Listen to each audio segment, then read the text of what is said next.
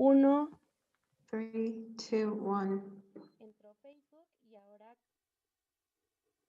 cuenten sus 5 minutos. Segundos, perdón. Hola, buenos días. Muchas gracias por acompañarnos. Hi, good morning. Thank you all very much for joining us on this international forum, Urgent and Pending Actions for the Future, and the 25th anniversary of the Beijing Platform for Action. So we will start with the second roundtable, Progress and Challenges Towards Gender Equality in the News. I am Sirene Ortega from CIMAC. It is my pleasure to be the moderator for this panel. Today, we have an amazing panel with the participation of people from around the world. It is 10 a.m. in Mexico. We have participants from Kenya, where it is 7 p.m. Then we have people from Puerto Rico, Ecuador, participant from Asia, Zimbabwe, where it is 6 p.m., and Washington, D.C., where it is approximately 12 p.m. It is a real pleasure to be a part of this second panel of the forum, and I would like to start by telling you a bit about our participants for today. It is a real pleasure to have you all joining us. We have Sara Macharia, political economist, feminist, with a PhD in political science from the Toronto University. She represents the World Association for Christian Communication, or WAC Global, General Secretary for the Global Alliance for the Media and Gender, initiated by UNESCO to implement recommendations for the media in Chapter J of the Beijing Platform for Action. We also have Sandra Lopez Escudillo, Regional Coordinator of GAMA since 2010, Technical Secretary for the Citizen Observatory for Communications since 2004, Director of Calmeca Refuge, Coordinator of the Global Monitoring Organization for Latin America and Ecuador since 2005. Welcome, Sandra. We have Max Dueñas. He's a member of WAC. He has been a member since the 90s and participating in the Media Global Monitoring since 2005, contributed in popular media in the Haiti and Dominican border for new technologies and alternative communication in the Caribbean. He is a professor from the Department of Communications, host of the radio show Culture and Communication, and the program Starting Points. He is also the regional coordinator for the Spanish-speaking Caribbean. We also have Yara Narsim, professor and former chair of the Communications Department for Mass Journalism in Dhaka University, member of the East-West Center, the Congressional Library in British Columbia, Padova University, and also a participant in Howard University, participating in global monitoring for media, the Gender and Media Association, the Southeast Asia Women's Network, also participating in several organizations, monitoring and research organizations, regional coordinator for Asia for global media monitoring. Welcome, Yara. We also have Tari Sanyamada. She has a bachelor's in journalism and media studies from the National University of Science and Technology in Zimbabwe. She works at GenderLinks as a manager for media and communication, and she has coordinated several studies, including the Gender and Media Progress Study, including the glass ceiling research for newsrooms in South Africa and gender equality in television. She contributes to the gender protocols and the barometer for gender equality, and she's also working in the journalism initiative for female leadership at Rutgers University. She's coordinator for Africa for global media monitoring, and she's also the coordinator monitoring in South Africa. And we also hope that we can have Gloria Dalmarash. She is a coordinator for the United States for the Global Media Monitoring Project. from the start of the project in 1995, when she has led this project of the perception of women in media in the US. We want to thank all our panelists for joining us for this session. We will talk about the dynamic for the panel. We will start with a general perspective of about 5 minutes of the monitoring in your region. Then we will have more particular interventions for participations with some specific questions for about 5 or 7 minutes. And then we will have a final participation to talk about the balance of the global monitoring for media in the different regions. We invite you to follow us in our broadcasts over Facebook and YouTube in the different languages. If you have any questions or comments, we will convey them to our panelists. And then over our Zoom session, we will share a link to register in the forum. We want to thank everybody again. And I would like to start with our Global Director for Monitoring, Sara Macharia. And this is the sixth time when we're having the monitoring session, and we had heard that there was a stagnation in our progress, which from our slow progress up to 2015, we got stagnant. So for 2020, what do you see from your previous results? Sara Macharia?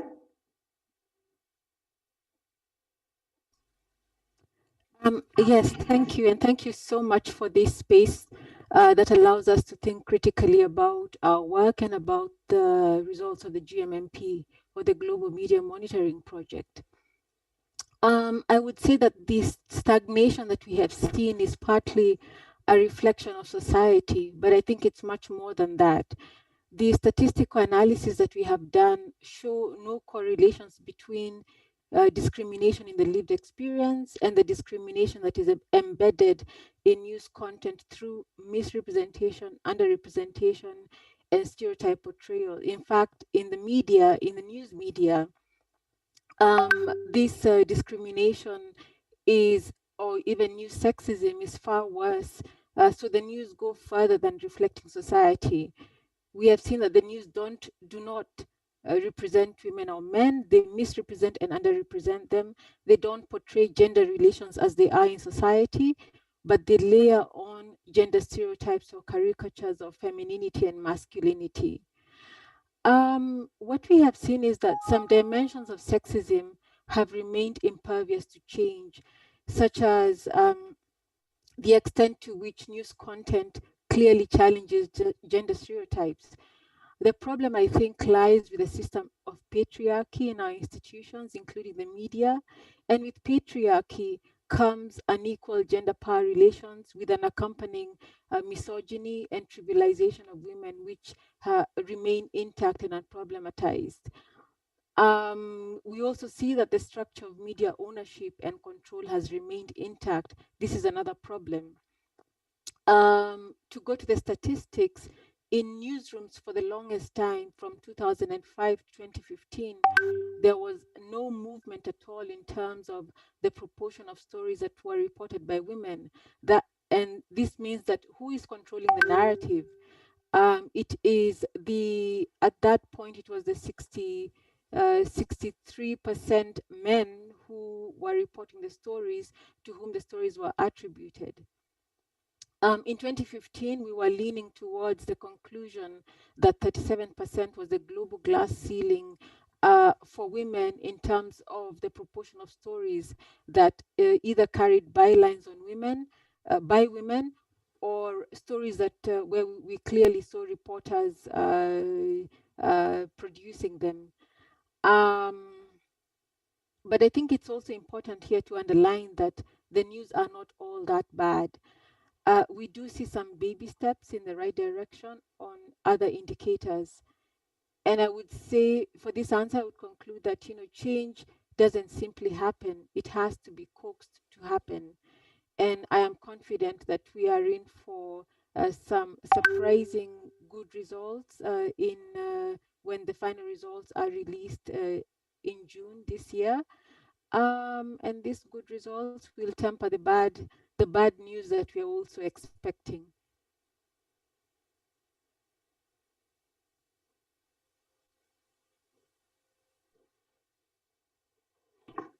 Muchas gracias, Sara. Es Thanks very precisamente much, Sarah. That is the global global balance that we have. And then the second goal of chapter J, this chapter that we're working on and that we will be working on this conference. Well, the second goal of this J chapter is to encourage a balanced image and not stereotype vision. The project of global monitoring of media started in 1994 during the Communication and Empowerment Conference of Women that took place in Bangkok, organized by WAC and by two international feminist networks, that's Easiest and the International Center Tribune of Women, based in New York. So the participants at that conference agreed to do this monitoring of media as a strategy for obtaining data on information of women and media. So this is the largest initiative in the world, and when it comes to research and incidents in the mass media. So the first EMMP took place in 1995, and in our last EMMP, that's been the sixth time we've done it. That's in 2020. So these are the results that Sarah mentioned, the world global results. So I like to talk about regions now. Can we start with you, Sandra Lopez? What is it that we've seen in the Latin American region? Thanks very much. And well, I'd like to greet you all, cliently from CIMAC, Serenia. Greetings to everyone for organizing this event. And hopefully this is the excuse for this meeting. That's a great opportunity to meet with all the teams, with all the representatives of all the regions. So yeah, my regards, greetings, Sara, Max, Dr. Guillara, and Tarisar. So yeah, this is a great opportunity. Hello, Gloria. I think that this is the very first time that we meet like this, and I'm very excited to be here. So, well, what's happening with Latin America? Well, as Zara is saying, it seems that the results are not fully processed. We have preliminary results now. Um, well, we will have 16 countries, which increases the participation of Latin America in the global monitoring, and we're happy for that. And then, well, hopefully we're going to be able to do so. And well, as of now, we have processed information in 12 countries, and the representation of women is lower compared to the monitoring of 2012. But as Sarah was saying, not everything is said. Hopefully, this information will change. In the preliminary report, we have a 26% representation of women in the global news. Well, that's for Latin America. And well, then it's very clear that this representation changes through media. In digital media, that representation increases, and the internet and Twitter, it also increases, even when it's lower compared to 2015. And in television, it's a little higher, like radio, the press. Those are the media that are keeping this low representation of women. So that's on the one side, on the one hand. And then when it comes to the topics where women are more represented, and this does not mean that's the topics that women are more covered, but when we compare women and men, women appeared with a higher representation, and we still see gender stereotypes when it comes to pregnancy, maternity, contraception, with political participation of women, with beauty, fashion, modeling. We still see stereotyping. It's the same thing with art, entertainment. The presence of women is higher, but stereotype. And then we also have topics such as violence, femicide, violence against children, care, that where we see more women. And opposed to that, we see topics where women do not have a 15% representation in the army, news, sports, international agreements, international politics. Yeah, when it comes to international politics, women have 11% participation in Latin America. So that means that all these topics still show these gender stereotypes and the representation of men and women. So there are countries where we see some news, we see some news that these stereotypes are being challenged. There are a few, like Mexico, for example, or in Ecuador, Brazil, countries that show that news start to question, to challenge all these gender stereotypes. And well, there are other countries where the reinforcement of the stereotypes is still strong, such as Paraguay, Guatemala, Argentina, where we see a very low growth in this number. Peru is the same situation. It has a low questioning of gender stereotypes. But opposed to it, in Peru, we also find a high representation when it comes to women journalists. And well, this has also changed. This has changed throughout the years. But well, there are some countries where the representation of women in the media is still low. For instance, Colombia, Ecuador, El Salvador. There are other countries where that representation has increased, such as Mexico, Peru, Brazil, Paraguay. So yeah, we can say that, well, there are cross news. I mean, this could be interpreted as stagnation, a stagnation that might come from 2015. Maybe the growth that we have as of 2010, we have higher expectations. However, we know that the change, when we have to think of social construct, of mindsets, it becomes even harder to just having operative changes. The changes in social constructs cannot be measured in the investment of a project, in production or sales or registration, or, I mean, it's harder to measure this when we talk about thought and mindsets. So yeah, we do see that there is a movement compared to 2015's monitoring. The numbers are not yet closed, but hopefully when we have the wrap up, we would be able to see that there is an increase. I mean, it does not matter if it's a slight increase, but it's important to detect this increase. And when it comes to gender stereotypes, in 2015, the news that had more this questioning or challenging of gender stereotypes were those news related to science and health and politics and the government. Now, the situation has changed a little bit. And well, also the positioning of violence. So there's an important influence here that has to do with the pandemic, because throughout the pandemic, violence increased.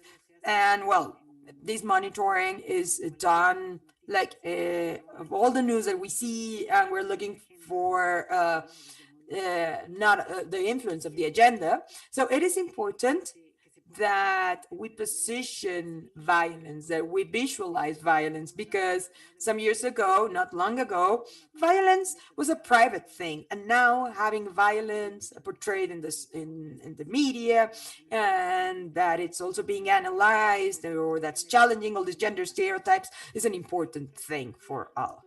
So I think that we still have to wait. We have to wait a little more. We have to wait some more days in order to have the global data with these 16 countries. But, well, we always like analyzing, and we always are hopeful of what we see and the changes that we detect. I mean, there might be a stagnation, but we will always have new opportunities. And that's why we are here, to promote those opportunities. Muchas gracias, Sandra. Creo que nos colocas dos. Thanks very much, Sandra. So you brought to the table two very important things. We haven't made the progress we've expected. Like we have a 26% in Latin America, and this representation is still a stereotype, reproducing gender roles, reproducing violence. But there's hope.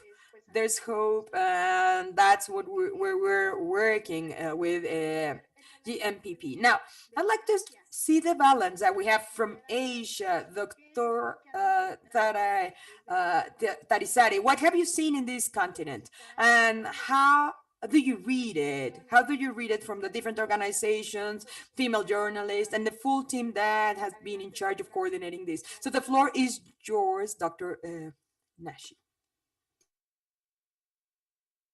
Su micrófono está apagado. Doctora, Your microphone is off, Doctor. Dr. Gitiaria. I don't know if she's listening to us. It's great to see all of you. Not all of you. It's 10:30 here. We are 12 hours ahead from Mexico. So please pardon me if I don't speak coherently. It will be getting quite late at night. And I am sorry that I don't yet actually have the data. I was not able to open the file, but I can talk about the situation from the research reports that we have in our region, because I am actually involved with a couple of networks, and we have our result like for South Asian Women's Network. We have the media data from 2020, actually at the beginning of 2020. I don't expect that the result will be very much of a different, because this was a very special situation, not a normal situation. And in most countries, like also in Bangladesh, the media were not coming into their regular sessions. So I yet have to see the result.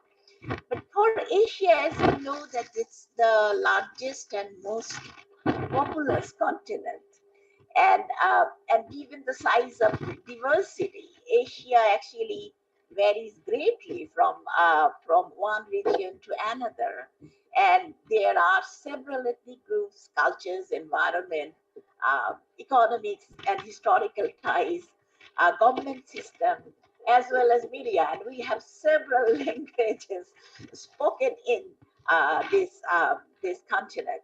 So therefore, it is quite hard to actually consider to look at it as one region, because it already has six. Asia already has six parts, six regions in itself. And although, like the world's some of the world's first women state heads actually came from Asia, as you know, some of them, right? That Yevgenia of Ukraine, and that was like 1917, 18. And Keke Toka, who was from Tuvan Republic, Sri Mavo Bandanaike in 1940 from Sri Lanka. And you all know India's Indira Gandhi, and we also have like Sheikh Hasina as our prime minister now. So we all, Asia always have these statements like important political figures. But still, it's very important that with all this diversity, we are still, there are something very common. And our monitoring and research report show that the concerns of women and media are almost the same.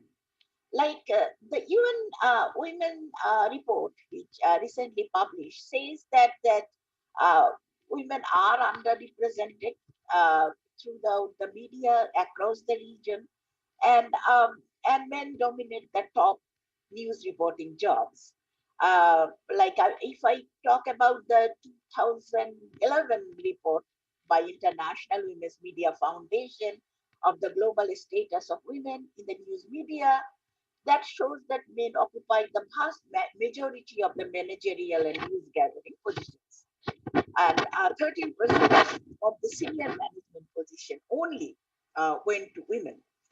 The South Asian Women's Network report that I was talking about, and we worked on it for the last 4 years, and the result actually published in the beginning of 2020, and it depicts that in South Asia, women don't have the wage parity. They are adequately not represented at the decision making level. And at the workplace, it is still very much of gender insensitive, including discrimination, security threats, and violence. And when we talk about the news coverage about women in the media, the news are still focused mostly on crimes and harassment when it comes to media. So women represent the majority of the news represent women only in crimes, the crime reports and crime reports and in entertainment reports. And most often the reports still show women as very stereotyped, belittled, and sexually objectified in the news. So the mindset, we still find the very patriarchal mindset that is prevalent in Asia, and news are still being projected, coming through that very patriarchal point of view. Uh, that's from me for now.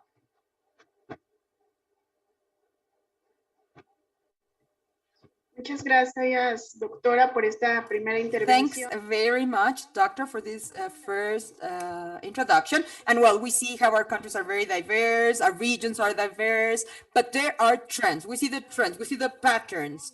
We see some readings that they seem to be that. I mean, that we have them in all our continents, and it's very interesting to see how this diversity, or in spite of all this diversity, what we still see is sexism, and as Dr. Kitiara is saying, the conditions in which we work with journalism, and that they do not help to transform the media agenda. So now I'd like to go to the Caribbean region.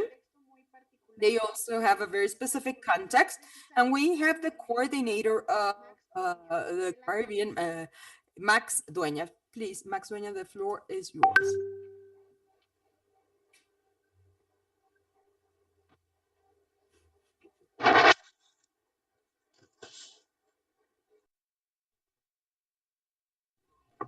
Gracias, Irene. Conexión, así que recortado. Thanks very much. Well, before starting, I'd also like to thank everyone. Thanks to the 6 organizations that put together this event. I thank you very much for this initiative. And I also want to thank 3 persons, Sirenia, Lucia, and Adriana Ramirez, for all your support so that we can be here and be part of this event. So in order to cover and to have a balance of the global monitoring of media of this, we have to speak about the Caribbean first. Well, the region and what Dr. Nassim said, we probably need to change these, but one of the regions that has more racial diversity, ethnic, linguistic, and political as well. So a geographic definition is problematic because well, they call the Caribbean as the islands, and some others call it also the part of Central and South America. So culturally speaking, its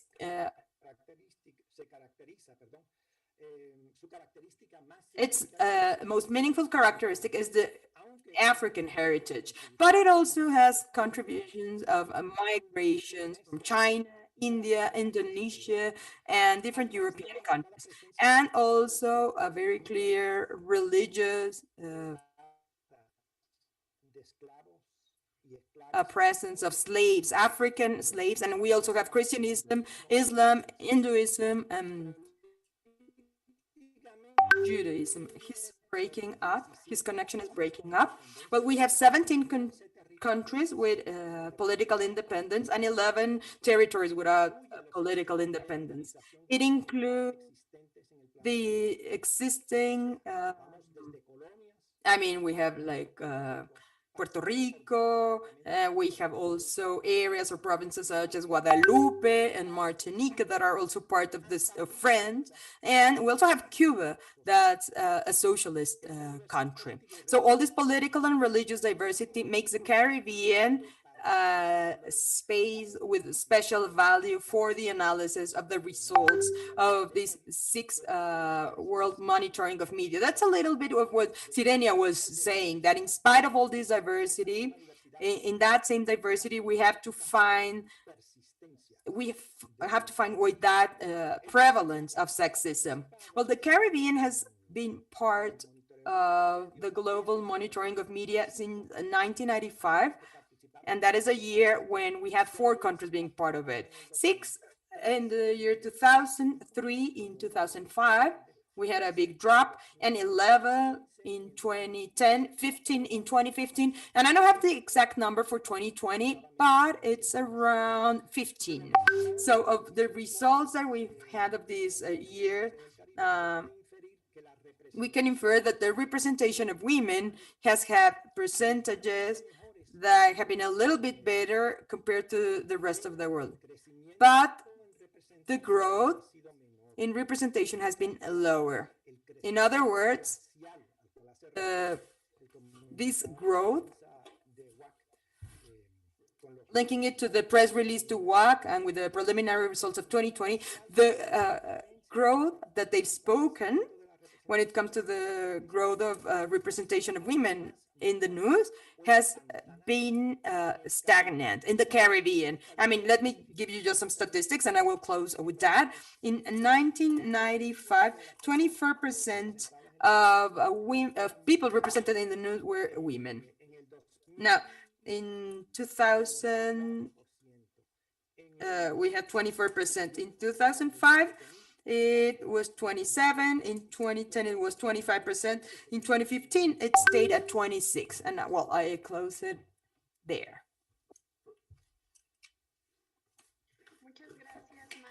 Thanks very much, Max, for this first introduction. You give us a very important context of what's happening in the Caribbean so that we can understand the monitoring of media, and so that we can also understand the different context of our country, so that we can better understand all these dynamic of the media and what we are facing, or what is it that we are analyzing. Let me just remind you that what we have, the GMM 2020, these are the preliminary results, but that allow us to know a little bit of the trends, the differences that we've had in this 6th time where we are doing this monitoring. And for our panel members, if we could speak a little slower, because remember that we have translators, we have simultaneous interpretation that's going into English or Spanish. So that's for making the Java FAR translator better, and also to have the best streaming that's being live in Spanish and also in our YouTube page in English.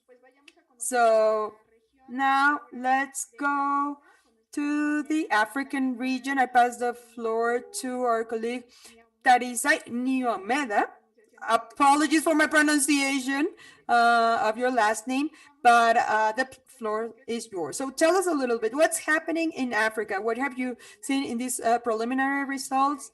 If you can please give us your first participation. So Tarisa, the floor is yours. Okay, thank you very much. Muchísimas gracias. Buenas tardes. It's late here. It's about Es ya bastante just a little tarde after acá. 7 p.m. Son Good casi morning las to all who are still in the 7. morning. Buenos días a los que todavía están por la Yeah, my name mañana. is Tarisa, Sí, as you've heard, and soy I'm from Tarisa, como Gender escucharon, and I coordinate y yo a project coordino called el the Gender proyecto Media Progress Study, que se which borrows llama a lot el from avance de the los Global medios, el Media estudio de los Monitoring Project. medios, y es un Unfortunately, I proyecto de haven't monitoreo had de los a medios. look at the Africa Desafortunadamente, results no he visto los resultados for de the recent África GMMP. para I can estos give you a resultados bit of preliminares de la background GMMP, pero les puedo of dar the algunos environment in antecedentes which we work in, de los and ambientes en los que also just trabajamos, zero y in on también what has happened in Southern les puedo hablar de Africa. qué es lo que está sucediendo en el As sur you may de know, África. Y Africa bueno, como has different saben, regions. We have en North África hay Africa, distintas West Africa, regiones, el East norte de Africa, África, el and oeste, Southern el este Africa, de África where y el we sur de work. África, donde trabajamos en el sur de África. Okay, so Entonces, broadly within Africa, while en women África, represent more than half of the las population in the African mujeres countries, representan la mitad de la población de they're todos los países de underrepresented África or misrepresented y throughout están all mal existing representadas media, en todos los medios whether de it's online comunicación or it's existente, offline, news ya sea en or news media línea or o en las entertainment. noticias o Their entretenimiento, las voices are mujeres not están heard, they're subrepresentadas, likely sus to be voces no se portrayed escuchan, in political ellas se manner, ven and they're less likely to hold influential positions within media and ICTs. Just borrowing from the 2015 Global Media Monitoring Project, which knows that Africa women's relative presence in the news only increased by very little. But we continue to enjoy less access to media, we continue to enjoy less access to ICTs, and the violence that women face offline is extending into online spheres. And here we use really the Beijing platform for action as a roadmap to helping us achieve gender equality in and through the media. And to zero in on Southern Africa, we have the Southern Africa Protocol on Gender and Development, which also has very strong position on gender and the media, which tries to promote a gender-sensitive media within content, within media content, within institutional practices, and we use that as a roadmap to help us achieve SDG 5, to help us achieve the tenets of the Beijing Declaration and Platform for Action. So, looking at the results that we had, we see a very slow progress in terms of women's voices.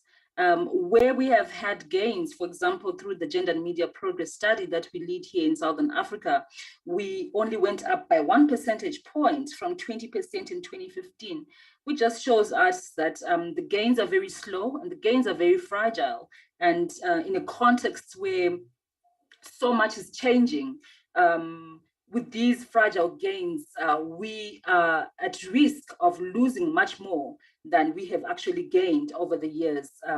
Looking in light of what has happened within the media environment. So basically what I can say is what can help us really changes in the political environment. In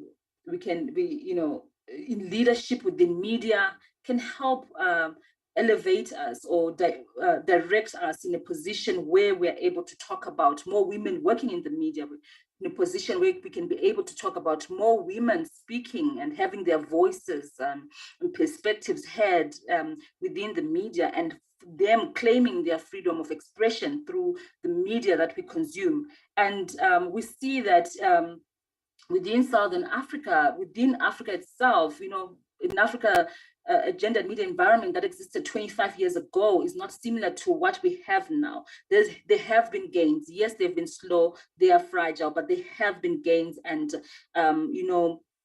we need to start documenting that more and reflect so that we can be able to encourage the media practice that is better, that is more sensitive, that is gender responsive, and that is gender aware, so that we can get to the mark where we are saying we have equal voice for women and men within the media sector in our different countries within Southern Africa.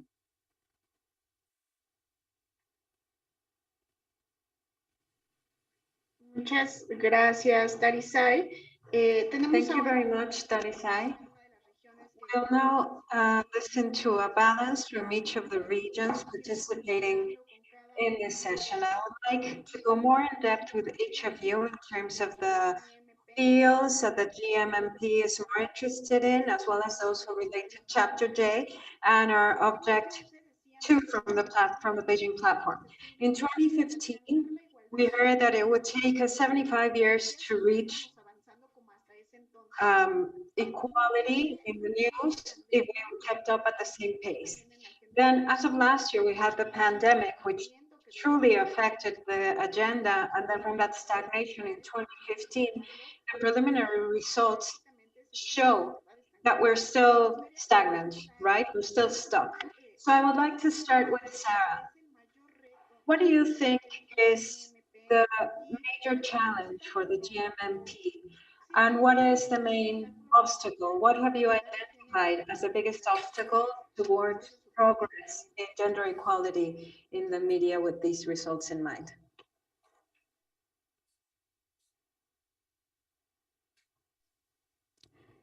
So there are many things there. I think from the civil society perspective, one major obstacle has been that so few are engaged in this thematic area.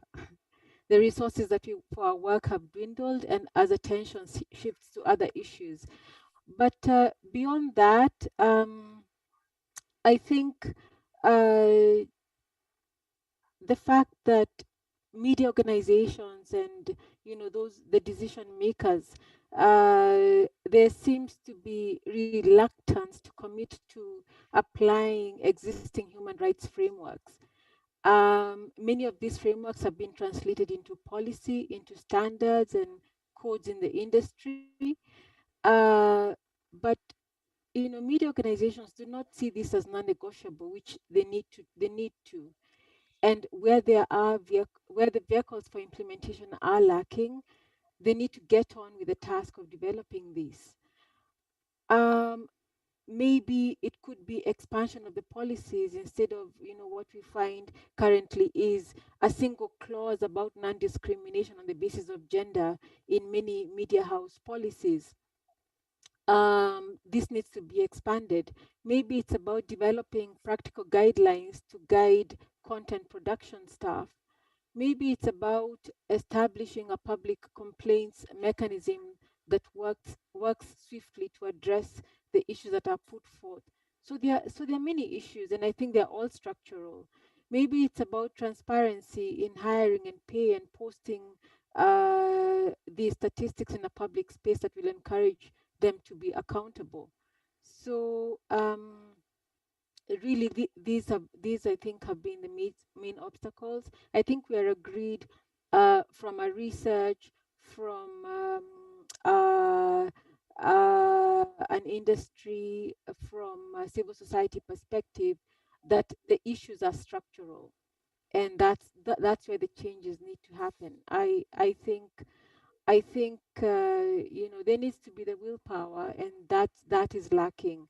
There need to be really a commitment to the human rights frameworks that already exist. So I would say that these have been the major obstacles, and then as well, we've seen um, as news has crossed over into digital platforms, we have a lot of people now who are, gathering, especially during COVID, gathering their news on the internet, on Twitter. We see the same issues. They have just jumped from legacy into the digital space. The same problems that we have in legacy media, that's in print and in broadcast media, we see the same problems being replicated in the digital space. And when I talk about digital space here, we're talking about the platforms that we monitor, which are the popular internet websites and the Twitter feeds of news media organizations. So I think this is in a nutshell some of the obstacles that have faced or that have prevented greater progress, that have prevented this advancement. We see regression on some indicators, we see stagnation in some, but we do see small steps forward. So yeah, so I would say that in a nutshell, these would be the main obstacles at a global level. Of course, when we look at the regions, there are other more specific issues there. But at a global and structural level, these are the issues.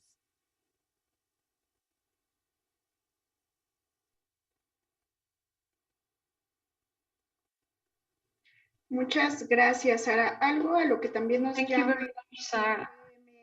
Something else that the GMMP calls to is to strengthen the access of women to the media and the related industry. As you point out, there's a lack of commitment from media companies. So it is essential that we all start working on these gender policies, because when women take their place in the media, we also see a larger opportunity for them to create media, to create news with fewer stereotypes or bias. So that's something else we've seen with that GMNT.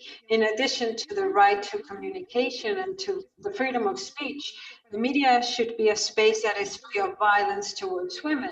So now I would like to ask Sandra Lopez, our colleague, what is the role of women journalists in transforming the media agenda, and what are we facing in this area?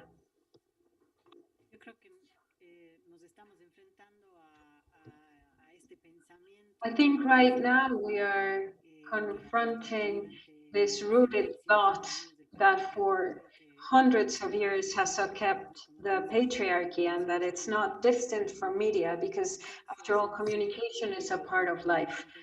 So by this being a deep-rooted thought, change takes time. So over the past 10 years, for example, in Latin America, we've seen quite strongly how this discourse of anti-rights group has come up.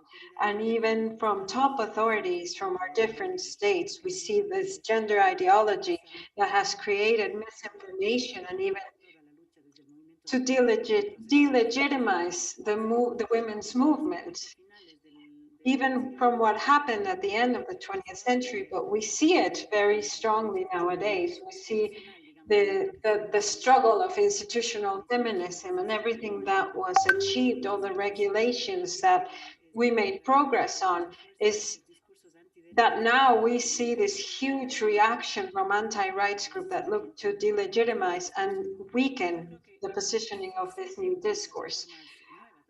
On the opposite, I see new platforms coming up, this fourth wave feminism, as Nidia Varela from Spain calls it. And they're confronting traditional or legacy media with their lack of women participating, deciding, making the news, deciding how the newsroom works. But we see all these new spaces where women are speaking out loudly. I think the GMMP will continue to see this change and transformation over coming years, and how traditional media will change. I don't know if they will become stronger or weaker. After all, these are companies and they will always try to remain strong. But Castells also calls self-communication as a possibility for any person to be a broadcaster and a receiver, and they can start a live stream with a click, and they can just start speaking.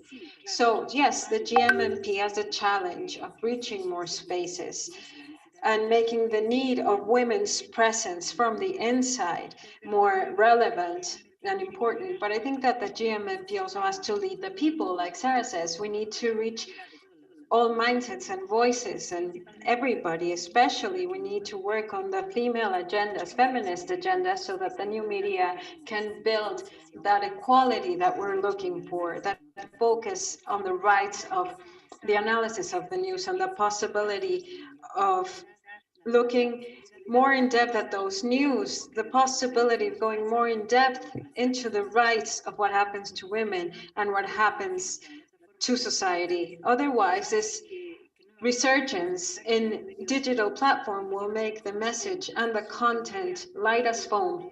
It comes up one day, everyone tweets and comments and debates, and then it's gone.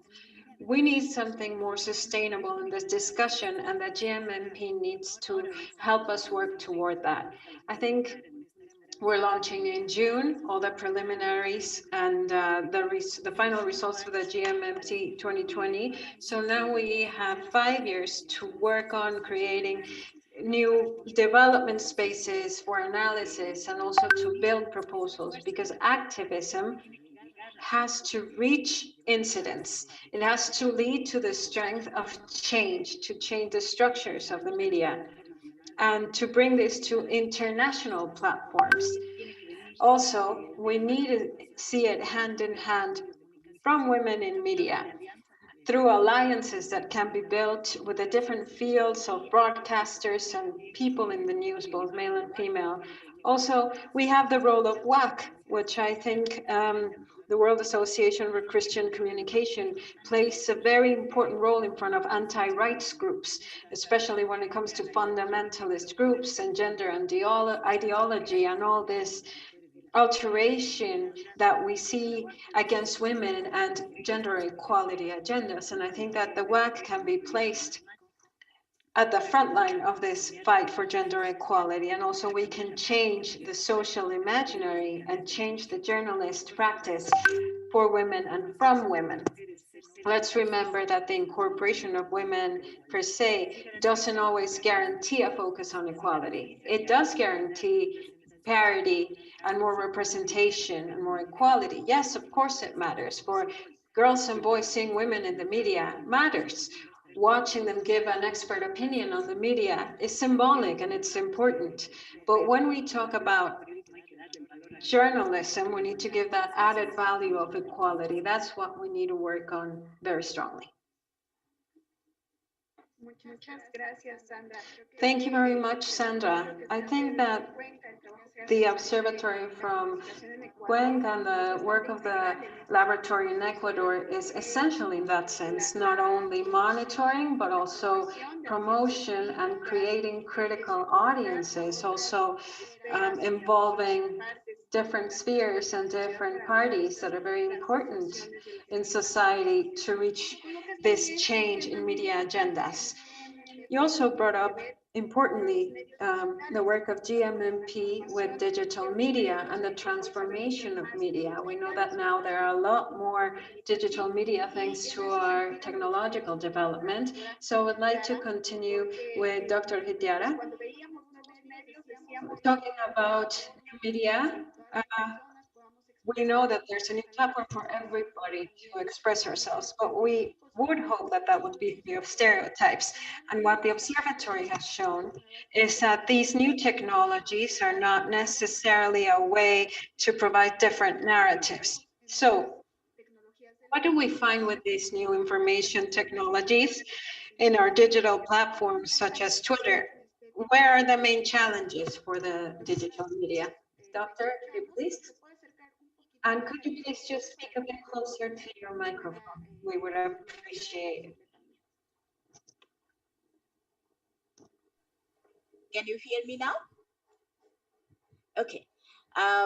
Basically, the way, uh, we heard from previous speakers, Sarah and Sandra, uh, spoke about the difficulties that we have now, and we know that the problems that we have with expressions, with really having news, gender sensitive news, is basically lied with the ownership pattern. So in Asia, we find that there is a big division. I mean, the big media houses and the alternative media houses are losing powers. It's much more conglomerates, and we have many media, but we have actually less sources of news, in a sense, in terms of main media. So it's for the mainstream media, showing women in these stereotypical characters are their main business strategy. Like in South Asia, and most of the countries of the South Asia, we find that they would show us like very typical women figures, and as well as talk shows where people just talk about the issues, and you will find more sensitive, sensationalized news. In terms of digital platforms, and we have to say that like Asia actually have, if you look at that, more telecommunication connectivity. Many of the countries have like this high speed broadband. If we talk about Korea, Hong Kong, or Japan, I mean, they are really digitally advanced, but there are countries probably not that much advanced digitally. But but what we see that this digital space has provided women with area with a space, with a third space, I would rather say, to speak.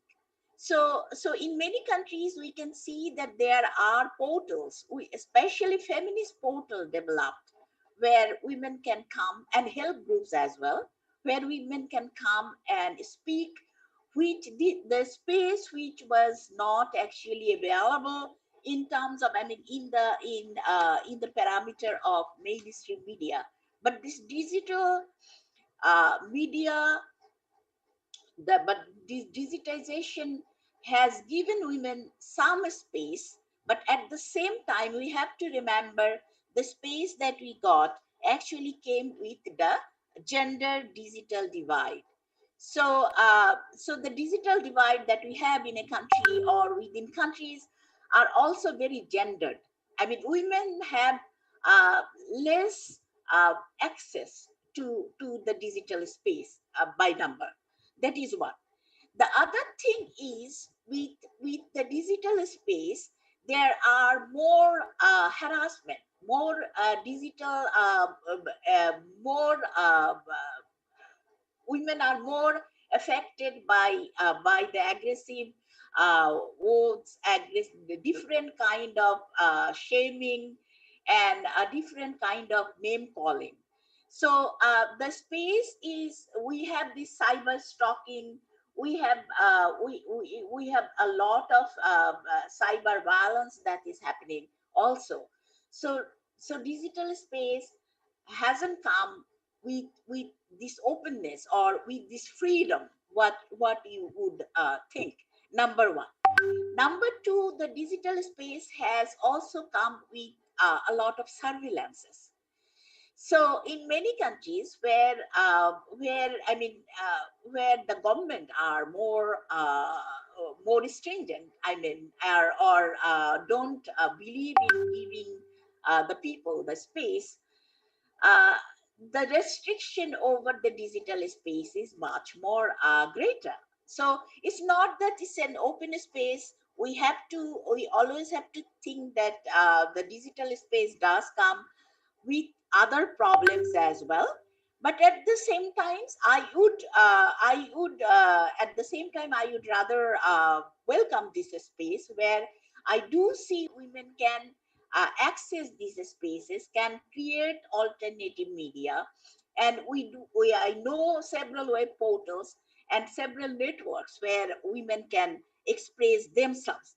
So with the expression, self-expression, and control in both ways, I think digital space are the digital platforms are the new third space that we, even though there are a lot of violence going on, I would say that it has opened something where women can express themselves. Given that we have more in mainstream media, there are more conglomerates, as well as or not only Twitter or other Facebook or other things. I would also would like to mention here uh, about the community radio. And we found out that community radio, like, men are more interested in grabbing the positions in mainstream media, but like small radios and community radios, there are more women who work there and can put up their voices. So I would say that the digital platforms have come with its problems and with its possibilities, and I would rather focus on the possibilities more to get more result from that.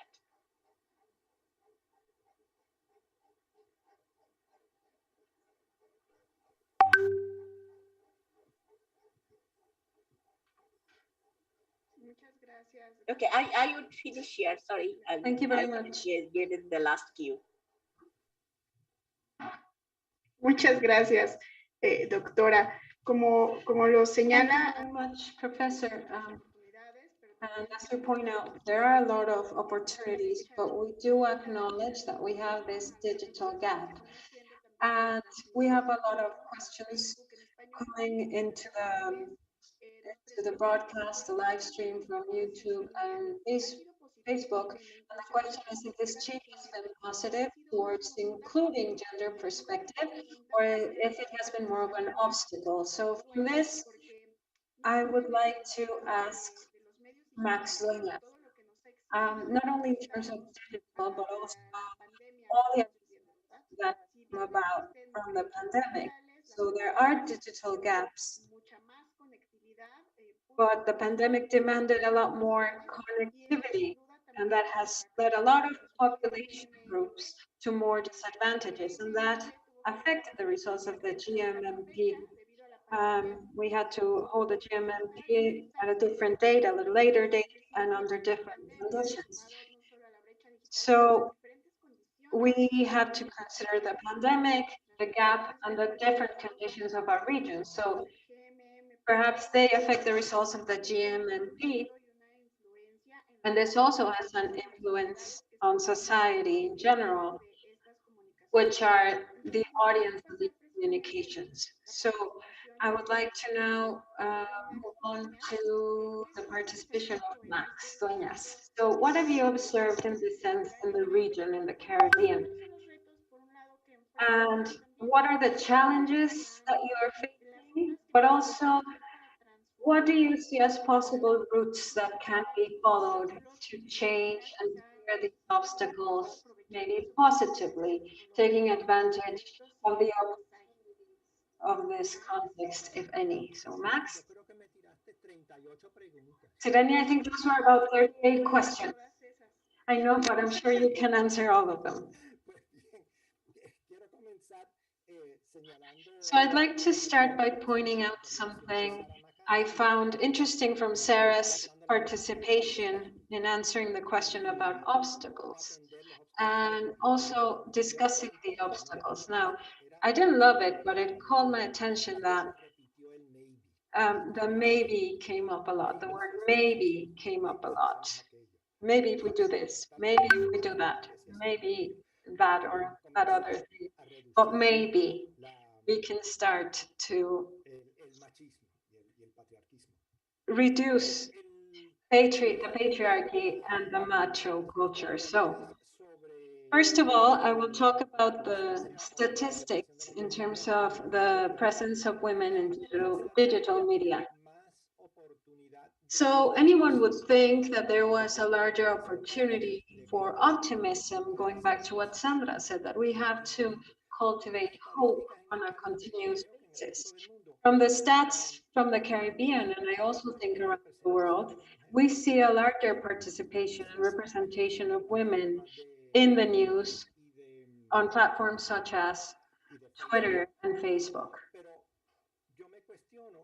But I wonder if what we're looking at, and this is a methodological answer, and Sarah might not be very happy with me what I'm going to say, but maybe what we're looking at is an expression of the traditional media on Twitter and Facebook. And in each country, to what point have we taken the initiative to look at those other voices that are given a space on the internet, those small groups that don't have the financial power to really spread their message? So have we looked in their direction? The statistics when it comes to female representation in digital media, as we heard earlier, do open the space for more optimism because they come up above the representation in traditional media. And just this morning, Sarah sent me the statistics for Puerto Rico 2020, and that's 44%.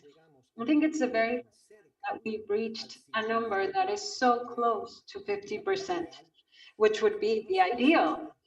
But then we have to wonder, what does this show? Going back to your questions, and especially if the media is a reflection of society, to what extent do the media reflect where society is and how much they influence society? Where is that reciprocity, bi-directional communication with the media? And of course, as well with other sectors that are part of our society. Puerto Rico, and keep that statistic of 44% in mind, 44% of the representation online of women. So Puerto Rico is just 1 year out of another pandemic, a pandemic of violence against women in large sectors of society. These large groups demanded that the government declare a national emergency of violence against women in Puerto Rico. Over the past 2 administrations, this wasn't achieved. Then came elections, and that gave us a space to really apply pressure there. So one of the first measures of the new government was to declare a national emergency of violence against women from men. So the question is, we see the social situation and these results from the GMMP, which show a high level of female presence. So how do they match up? An additional statistic, just to conclude, is that Jamaica and Puerto Rico, through the 6 GMMPs, have seen a larger representation of women in the news and as news anchors as well. Nonetheless, these are the 2 countries in the Caribbean that constantly show the highest levels of violence against women. So again, how do we match those 2 results up? How do we match up the GMMP results with the statistics of violence against women? Wow, Max. I asked you 30 questions and you left us with a lot more to reflect on. So on this last matter, I would like to go to Tarisai with this question. So the representation of women is one of the main total actions of the MMP and even one of the UNESCO gender indicators for the media. The representation of violence against women in our countries. In Mexico, we see high levels of femicides, and over the pandemic, we've heard that these numbers have grown. So on that train of thought, I would like to continue with Darisai, specifically when it comes to violence against women. We see high levels of violence on a global level, especially in some countries that is getting worse. And then the representation of violence also has an impact. So Tarisai, could you please turn on your camera so that we can see your video, but if not, we will hear you clearly. So that's the question. What is your reflection on the content of reproduction of violence against women? Tarisai, if you please. Can you hear us? Yes, I can hear you. Sorry, my network is really bad. Can you repeat the question?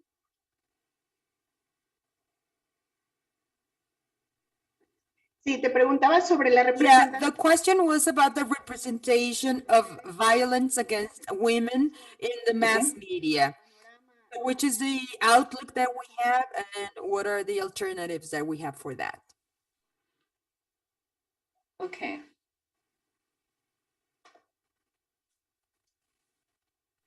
All right, thank you so much for the question.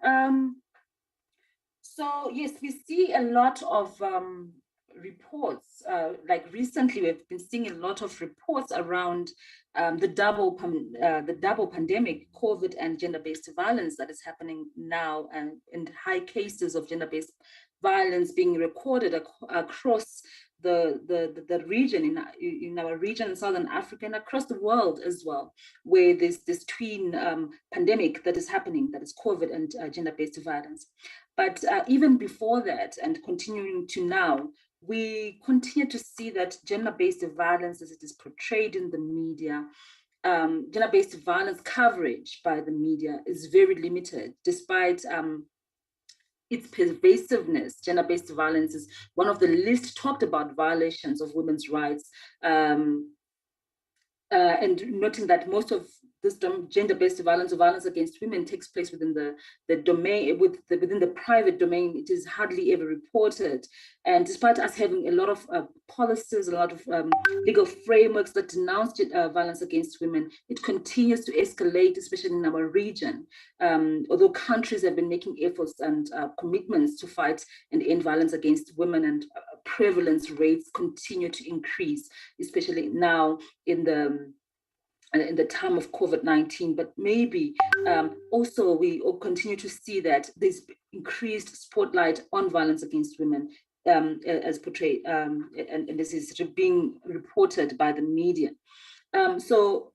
We believe that the media plays a critical role, not only in raising awareness about gender-based violence, but also in counteracting myths and negative attitudes that actually perpetuate violence against women. And the media's role really is around drawing attention to stories around violence against women, to show the world that this is happening, and to try and change attitudes and perceptions about women's roles in society, those patriarchal attitudes and tendencies that seem to ignite violence against women in many instances, those power struggles that continue to happen. But the media really is part of the solution, needs to be part of the solution in ending violence against women, even in their reporting. And gender-sensitive reporting of violence against women becomes of paramount importance, so that it can help change perceptions, can help change attitudes, and also practices within our communities that continue to undermine women, that continue to violate women's human rights, basically. So from the media perspective, looking at the way the media has been covering gender violence against women remains far from being a common topic in the media. For example, in our research within Southern Africa itself, in 2020, violence against women was it was also still very limited to mainly issues to do with also the categorization of violence against women that is covered within the media. We see the most extreme of violence against women that is covered. We look at mainly stories on rape that seem to dominate the news. So there are all these different aspects of violence against women that continue not to be covered by the media. But what I can say is media reportage has been improving when we look at the qualitative aspects of it instead of the numbers. As we zero in onto the qualitative, we continue to see that media, before, when the media maybe used to report violence against women, it was commonly trivialized and it was a norm. But right now, when violence against women is reported, we continue to see a more alert audience that calls out the media for being insensitive when they're talking about survivors of violence against women, survivors of violence. We see movements that are being created online to counter violence, to call out violence across the region in our different countries within Southern Africa, and where we continue to see that online platforms are becoming areas in which, or platforms in which women are taking up the technology to be able to speak out against violence, to be able to share their lived experiences that were not making it onto the front pages of the newspapers, stories that were not making it onto our TV screens, but digital platforms have begun to provide that platform where violence against women can be openly discussed. So online media and offline media working in collaboration, and the same, working in collaboration, we can see the media becoming we can see the media becoming a solution to the problem on violence against women and ending violence against women within our communities. And yes, violence against women, even on online platforms, is also increasing as people tend to be. We are becoming more digital now. So the more women access, the more women participate, we are beginning to see that online violence against women going into online space, so that violence against women going into online spaces, that violence that is happening offline and at times not being reported about is now happening in online spaces. And so the media then becomes a double-edged sword on how to deal with violence against women in our different countries. But really to improve reporting on violence against women and to try and raise awareness, to try and change attitudes and practices that fuel violence against women. I think the media needs to continue. We need to continuously engage the media, to train the media, to strengthen the capacity that they have in reporting against or reporting on violence against women, and to help the media realize the role that they play, to make the media realize their own biases when they talk about violence against women in their societies. And also just to try and increase the voices of who is speaking about violence against women within the stories that that talk about violence against women. So we need to see more women's voices on violence against women topics that are covered in the media. We need to see women's experiences being detailed. We need to see a more sensitive media when they talk about violence against women. And we need to get stories that are more contextualized, not just stories that are, like event-based, but we need to get more stories that are contextualized, that can help to lead people to the right places where they can get help. That's, so we need more informative stories when we talk about violence against women, not just stories that scratch on the surface, because violence against women is it's a really prevalent problem in our society. It's a prevalent problem across the globe, and it continues to undermine women's rights. Yeah, thank you.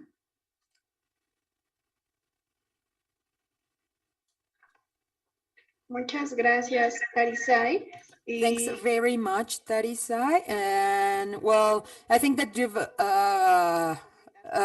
given us some of the recommendations that we have to follow in order to transform the media, which are the key points, which are the things that we have to do in order to transform all these. So we're reaching the end of this table.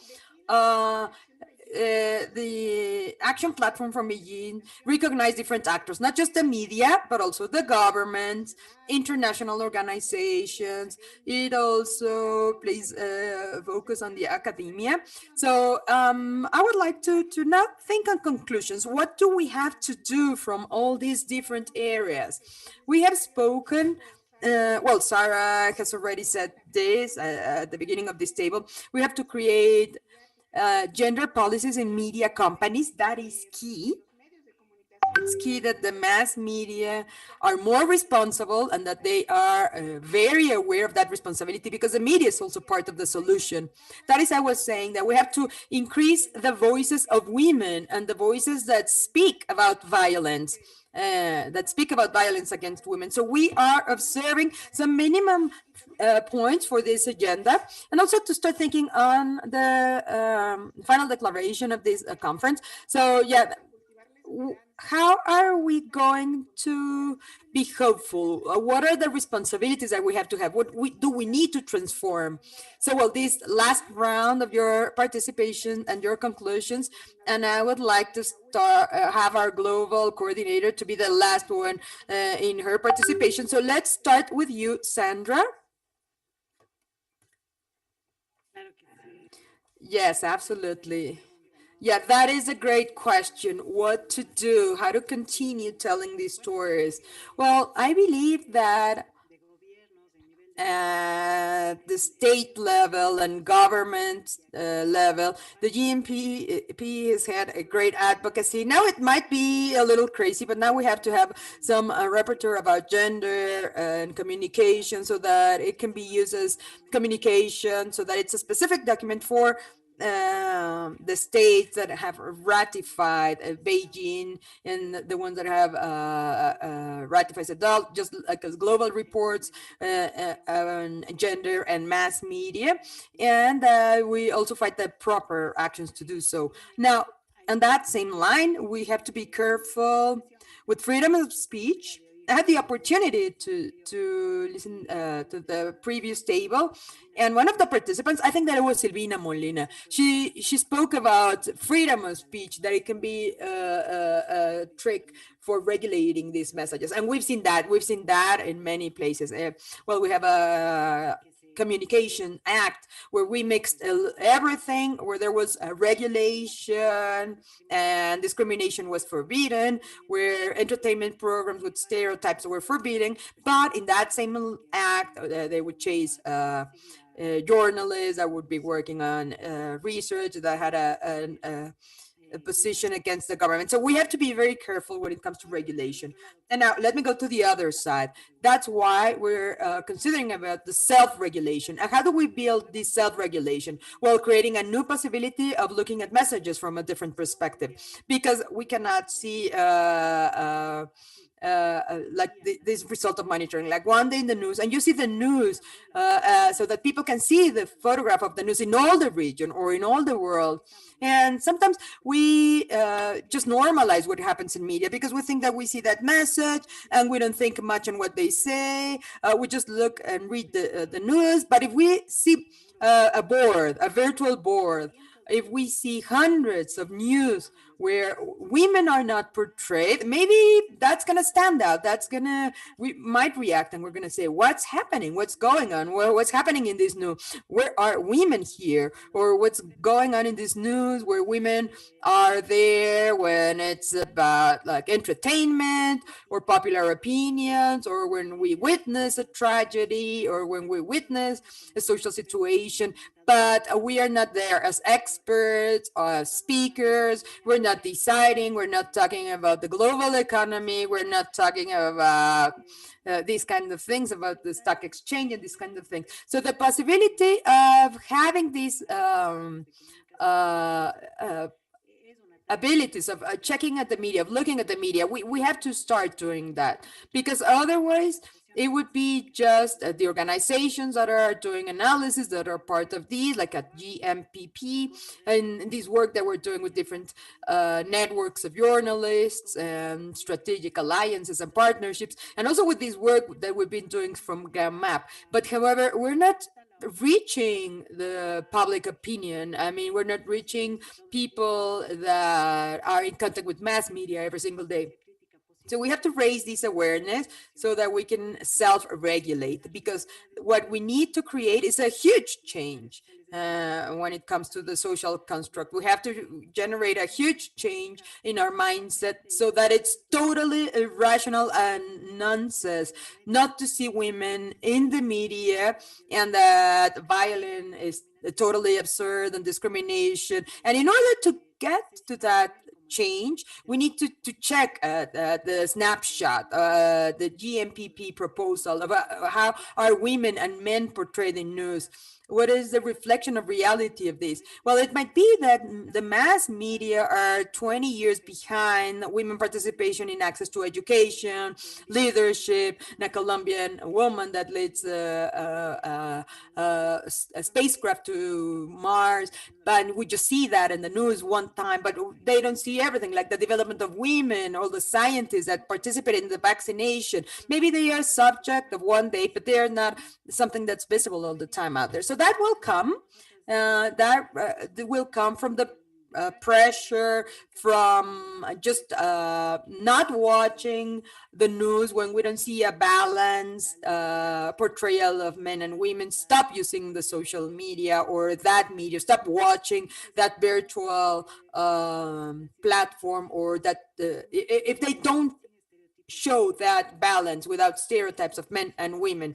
Oh, well, it's a great progress of advocacy, articulating all the regions in order to reach this change in states from all these norms, but mainly from that self-regulation that would allow women not to accept these, not to accept those messages, not to take those messages, and not to replicate those messages from our own communication, our own messages, to use stereotype messages. So, well, that's a little bit what, well, this is a question that would have us here for years, but well, that's my answer.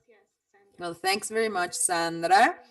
You are always very clear. And I think that your experience for so long, well, of course, shows that this is a path. It's a very positive path, that it is possible to do so. So now, Dr. Gitiara, please. I hope you could hear me because I have a very unstable connection from here.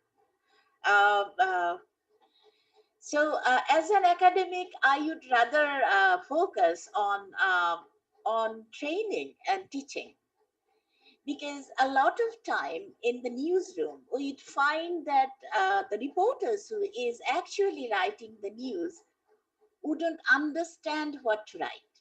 I mean, a lot of things they take for granted. I mean, very insensitive view. They actually take it for granted, and they just know that that is right. So I think that since we have lived in a very gender insensitive world for a long time, and we just can't take it for granted that things will be changed and people will be gender sensitized just like that. So there are journalism schools like all over the world, all the regions. And how many of these journalism schools have gender sensitive reporting in their curriculum as a compulsory part of their curriculum, that they have to, or a course on gender and media. And I think, we have done a survey on South Asian countries, and we found very few schools on South Asia except Bangladesh have gender sensitive reporting or a course on gender and communication in their curriculum. But we have, very good schools, journalism schools all over this continent, and big industries. So the schools and institutions should put it in their curriculum, so we can, teach journalists how to write the how to of gender sensitive report. And all those questions that we bring up, how you should follow. Another complaint we always make that, when we find a report on women, and you or anything, you don't get a follow-up report. You just get the surface reporting, and the reporters don't go in depth. And also the abusive language or putting women in stereotype images. You need good gender sensitive editing, and and that has to be taught. That's my main focus. And again, obviously, I would always support that countries should have clear cut legal and policy frameworks for women and media. It has to be clearly written what should be the equal and non-discriminatory practices, how you should protect women journalists from harassments and violence at the workplace, and also the equal rights for hiring. The code of conduct should be written, should be spelled out everywhere. And so we know what to follow. A lot of time we think that people know, and they don't follow. Actually, not that's not the case. Most of the time, the journalists actually don't know what to do. I know that many groups are working everywhere in the world, that we find good guidelines, we find good toolkits, and we need a lot of that, I think, to teach journalists all the time. I mean, it should be repeated. It should be told again and again. What should be gender sensitive report, and how can we write non-discriminatory reports? Thank you very much. Muchas gracias, doctora. Creo que Thanks very much, Doctor. It's very important, this point that you mentioned about advocacy in the training of journalists in school, because they are the ones that are responsible for creating all this media content, the responsibility, of course, of companies, of course, but if we have gender perspective from school, this would definitely help transform the media content that we see. And also this point about the legal frameworks for having advocacy in the protection that women journalists have inside their own media outlets. Just recently, we have received some reports about violence against women journalists, the inequalities that they have in these media companies, and that they become burdens for them to develop their career, for them to be to have freedom of speech, and that they have advocacy in the contents and the opportunities that they have for deciding in the media agenda. And well, this thing that you were saying of gender editors, that's why we think that's very important to include in this international conference a specific table on editors. So now we pass the floor to our colleague Max Dueñas. The floor is yours. So thanks. I'm going to try to be brief because of the hour, but well, when it comes to advocacy again, I understand that being against the patriarchy in Cuba, for example, is very different than doing this advocacy against the patriarchy in Puerto Rico. So I could keep talking about all the different countries. So it's different, the way that we have to do this advocacy. So we have to have an analysis of where the obstacles are, so that we might develop what SAR is proposing. And we have to do that per country. I understand that this patriarchal hegemony has different characteristics in each country. So Cuba, the government of Cuba, has been very disciplined in responding to the response of the J platform. Their reports are up to date, they're current, they reply everything that they have to reply. So what about the GMMP has to say about Cuba? They have very similar percentages when it comes to their results in the Caribbean. Dr. Naslin was saying, we have to do something at college, at universities, and Cuba says that they have 16 master classes of women. And what about the statistics of GMMP in Cuba? There's a low difference. Puerto Rico does not have a single one. So how do we compare this? So I'm inviting this to specific analysis of each country, of their patriarchal hegemony, so that we can develop strategies of advocacy using, of course, the GMMP. That's an amazing tool. Muchas gracias, Max. Thanks very much. All the efforts that we have in every country, and this analysis that has more context and that's differentiated. And well, we have 5 years of this GMMP 2020 to GMMP 2025. So we will have this 5-year period where we will be able to come up with all these alternatives or routes or paths of work, so that we can have a transformation in the agenda, and also to make the GMMP results open. Well, we lost a connection of Tarisai. Hopefully she'll connect for wrapping up this table, but we now pass the floor to the global coordinator, Sarah Maccaria. Thank you very much. I think I need to respond to two points that Max has raised, two very important points. And one is the one on methodology.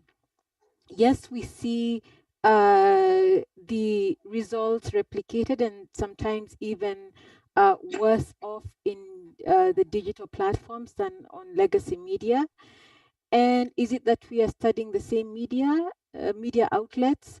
Is it that we are ignoring the alternative media outlets? Well, I think we need to remember the methodological principle of the GMMP, and that is to study the outlets that drive public opinion. Yes, there are lots of niche sites, feminist news outlets, news wires, but these are not the ones that the general public turn to for information. So that's why we then focus on the mainstream digital news outlets. And then on top of that, I think we are aware that online editors have to make decisions on the stories that they carry on the websites, or what they post on Twitter. And these decisions, even though it may be the same story, if it's the same outlet that has a television newscast, a radio newscast, print publication, and an online newspaper, more often than not, the online content has been geared to online audiences that are only there for a second.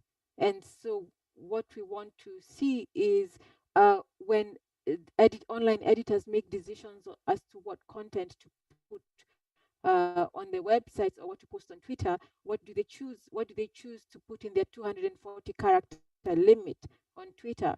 What do they choose to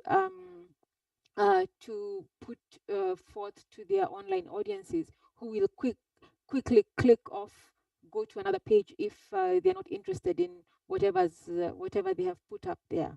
So that's one thing. And the other thing which answers the other point that answers the question on what needs to be done, Max also raises the point on close to parity representation of women as sources in some countries where patriarchy is really deep-seated. I think from what we have seen, the news media has its own logic. There is no correlation between what we see in content and what happens in real life. More often than not, there is an aggravation, an underrepresentation, misrepresentation, a stereotyping that is not evident in that is not the same as reality, and very lots of advanced statistical analysis to test correlations between the physical world and the news world show that there is no congruence. So really, I think, as Max says, it's about conducting specific analysis at the country level to really understand, what really is going on in the news media, and how then can these blind spots be rectified. And now to the question of what should be done, I think, and I'll keep this really short because of the time, it is really the responsibility of all journalists, not just women journalists, but all journalists and the entire media industry, to uphold the ethics and standards that are already agreed in the industry. These are the ethics of fair and balanced portrayal, on eliminating sexism in content and in industry practices, having more women in content, having more women as news personnel does not mean that the output is better from a gender lens perspective. And what we have seen is that the gender blind spots are shared between women and men journalists. And in fact, the gender difference in reporting between women and men journalists has actually become much smaller over time, and they're all reporting in more or less the same way. So I would leave it at that. Really a question about upholding ethics and standards that are already agreed in the industry. Thank you. Muchas gracias, querida Sara. Y acá nos mandan... Thank you very much, Sarah. We have a few comments coming in.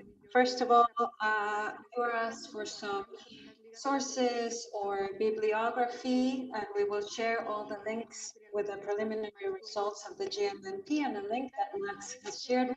Es un tema We have another comment about the role of the media in the reproduction of violence against women. Another comment that the newsrooms don't care about gender perspective. It is sad to see when they create information with these elements.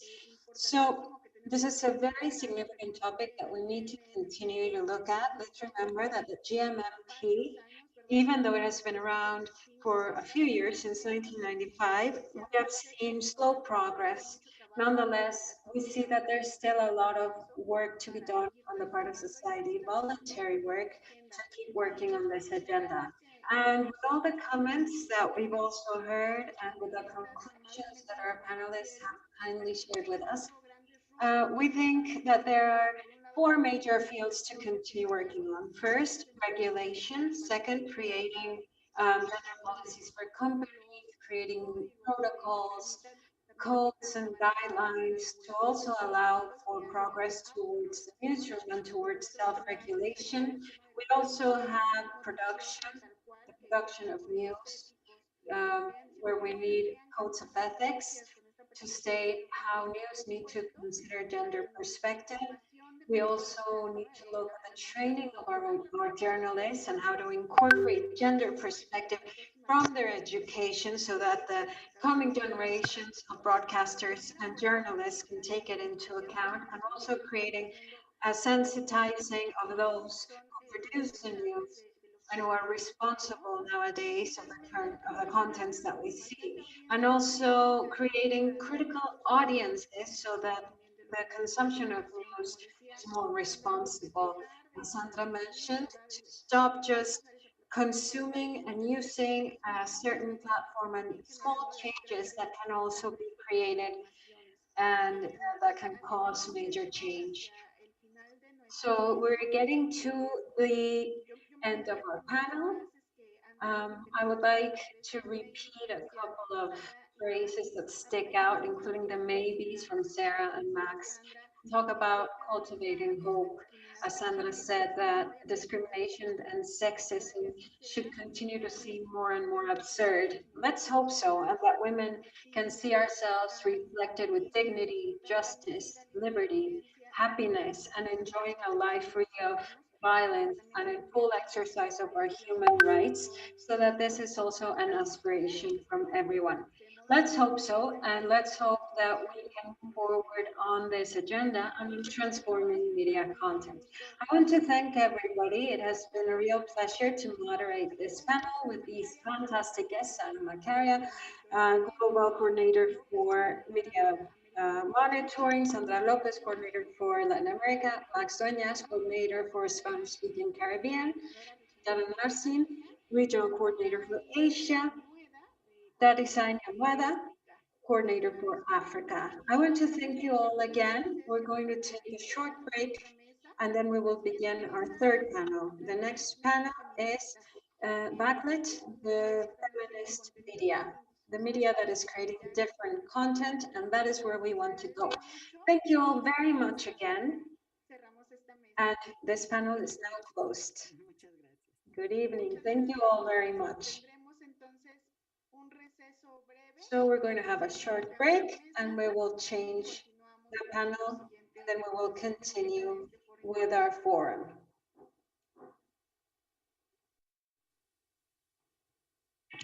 Muchas gracias, Irenia. Y andamos. Entonces, vamos